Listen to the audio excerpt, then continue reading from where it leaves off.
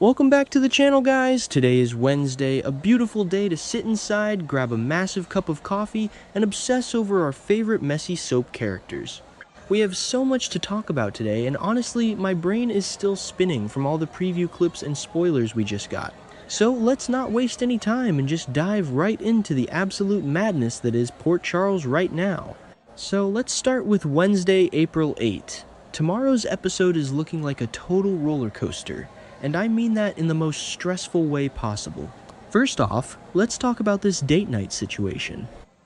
The spoilers are teasing that one couple is having a date night, but the night goes all wrong. Really, really wrong. From the preview clip we got, it looks like it might be Jordan Ashford and Curtis Ashford.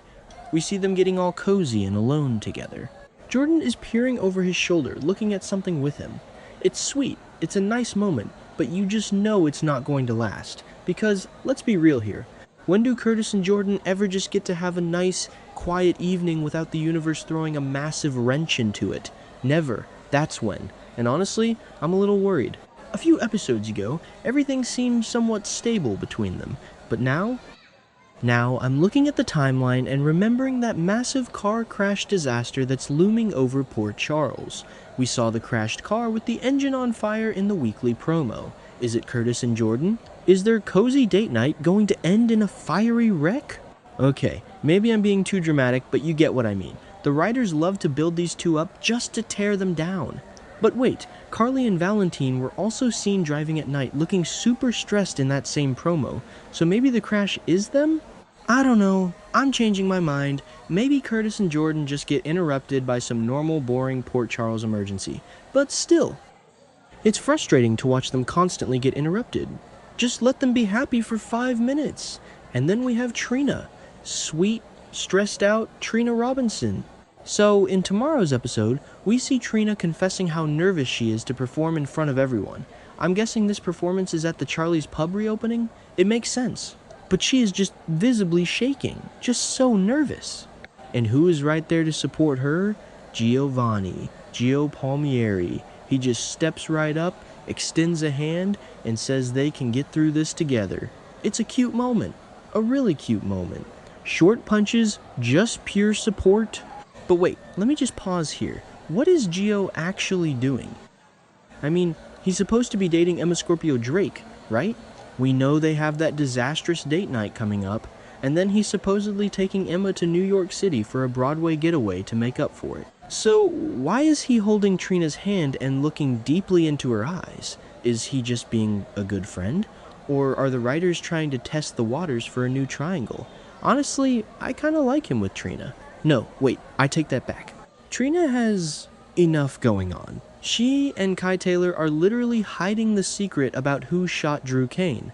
She doesn't need boy drama on top of felony cover-up drama. She just doesn't.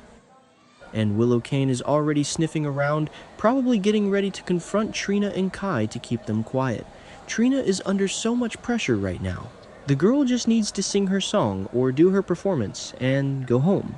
She doesn't need Gio making things complicated. So let's move on to the real heavy stuff.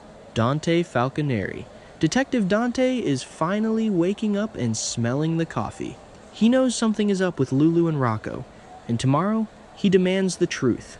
He goes full commissioner mode. He tells Lulu and Rocco that he knows they are keeping a secret, and he wants to know what it is right now. And you guys, I am so here for this. It is about time. Because let's look at the facts. Dante has been grilling Lulu about Rocco's cut hand. He's been wondering why the heck Elizabeth Baldwin had to be the one to tell him about his own kid's hospital visit. And he is pushing for answers. Hard. What were they thinking? Did Lulu really believe she could hide this from a trained detective? A detective who is also the kid's father? It's just wild to me. The fans on social media have been screaming about this for weeks. Everyone is just so tired of Dante looking clueless. But tomorrow, he finally snaps out of it. And poor Rocco. The kid is suffocating under the weight of this secret. He shot Ross Cullum. He pulled the trigger. And now Jason Morgan, stoic, silent, always taking the bullet. Jason Morgan is sitting in WSB custody taking the fall for it. Rocco has to be feeling like the walls are closing in. Every time Dante looks at him, Rocco probably wants to throw up. And Charlotte Cassadine is snooping around too, so it's only a matter of time before she finds out and decides whether to tell Danny Morgan. I honestly feel bad for Rocco. Okay, yes, he shot a guy. That's bad. Really bad. But Cullum is a monster. So it's complicated. Very complicated. And can we just take a minute to talk about Jason Morgan? Because I feel like we are not talking about Jason enough. He is sitting in a WSB cell right now. For a crime he didn't commit? Just let that sink in. Jason is taking the fall for a teenager. And sure, this fits the show's usual style perfectly. Jason is the eternal martyr. He is always sacrificing his own freedom for the people he cares about. But this time feels different. He's protecting Rocco, Dante and Lulu's kid, and he's doing it silently. But how long can that last? Ross Cullum is not stupid. He suspects Britt is covering for someone along with Jason. If Cullum figures out it was Rocco, I don't even want to think about it. Speaking of monsters and complicated messes, Britt Westbourne.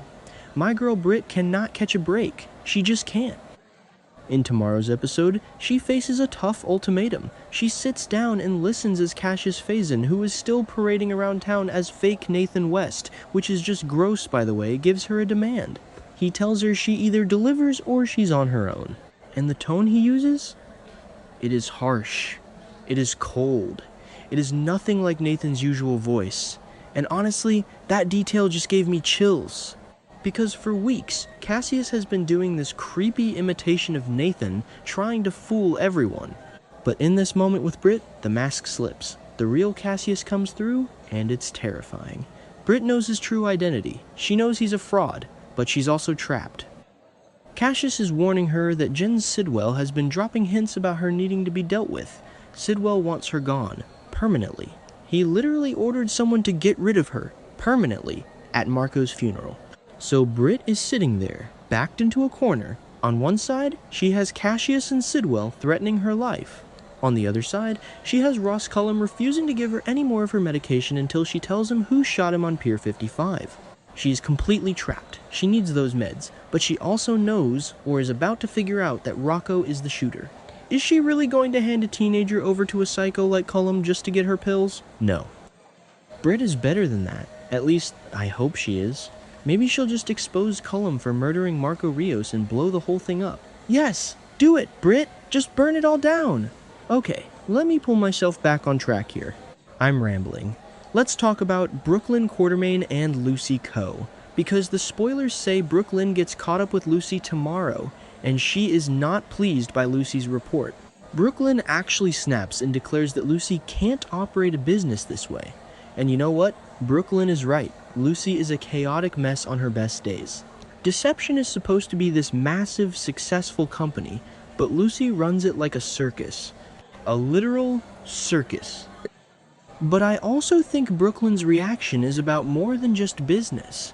Let's look at the bigger picture. Brooklyn and Harrison Chase are currently waiting on pins and needles to find out if they are allowed to be Phoebe's foster parents. They are stressed. They are anxious. And apparently, Willow Kane's influence might either help them or cause an unanticipated problem. So Brooklyn is carrying all this personal, emotional baggage into the office, and Lucy's usual nonsense is just the straw that breaks the camel's back. I get it. I totally get it. But she shouldn't take it out on Lucy. Well, maybe a little. Lucy kinda deserves it sometimes. And finally, we have to talk about the main event, the reopening of Charlie's Pub. Christina Corinthos Davis is getting all dolled up for her special night. She's on stage, on the mic, welcoming everyone to the new and improved Charlie's. And Sonny is right there, proud dad Sonny Corinthos, smiling and assuring her that it's going to be a great night. Oh, Sonny, you fool. You absolute blind fool. How can he stand there and promise her a great night when Jen Sidwell is literally plotting his downfall? Sidwell is grieving Marco Rios. He is angry. He is ruthless. He is opening up to Ava Jerome about how much he wants to punish Sonny. And when Sidwell strikes, who is going to get caught in the crossfire? Christina. It is always Christina. She is going to end up as collateral damage once again. It's just so frustrating to watch. Sonny is so arrogant. He thinks he has everything under control. He always thinks he has everything under control. But Sidwell is unhinged. Sidwell is the kind of guy who doesn't just go after his enemy, He goes after his enemy's heart, and Sonny's heart is his kids. Christina is standing there, completely exposed, completely vulnerable, just waiting to become collateral damage. Again, it's like the writers refuse to let her be happy. She finally gets her life together, she's reflecting on her past, maybe even thinking about Ethan Lovett returning, and boom, danger. And the craziest part of all of this? The absolute wildest twist? Sidwell wants to destroy Sonny because of Marco's death, but Sonny didn't kill Marco. Ross Cullum did. Cullum stabbed Marco. Britt knows it. Britt is literally walking around Port Charles with the nuclear launch codes in her head. She plans to tell someone that Cullum murdered Marco. Maybe she'll tell Lucas Jones, since Pascal is currently targeting Lucas to avenge Marco. Wow, this web is tangled. So tangled. What happens when Sidwell finally finds out who really caused Marco Rios' death? Does he call off the hit on Sonny? Does he redirect his army of goons at Cullum? I honestly hope he does. Let the villains destroy each other. But until that truth comes out, Sonny and Christina are in the crosshairs. And poor Christina is just standing there in her nice outfit, thinking she's hosting a fun party.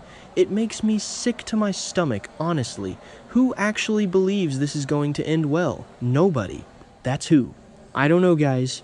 I just don't know. The next few weeks are going to be an absolute bloodbath, and I am honestly a bit terrified for these characters, but I also can't wait to see how it all explodes. What do you guys think? Am I overthinking the car crash? Is Gio playing Trina? Is Dante finally going to arrest someone in his own family? Let me know in the comments because my brain is fried from staring at these spoilers all day. Stay tuned, because it's going to be a bumpy ride.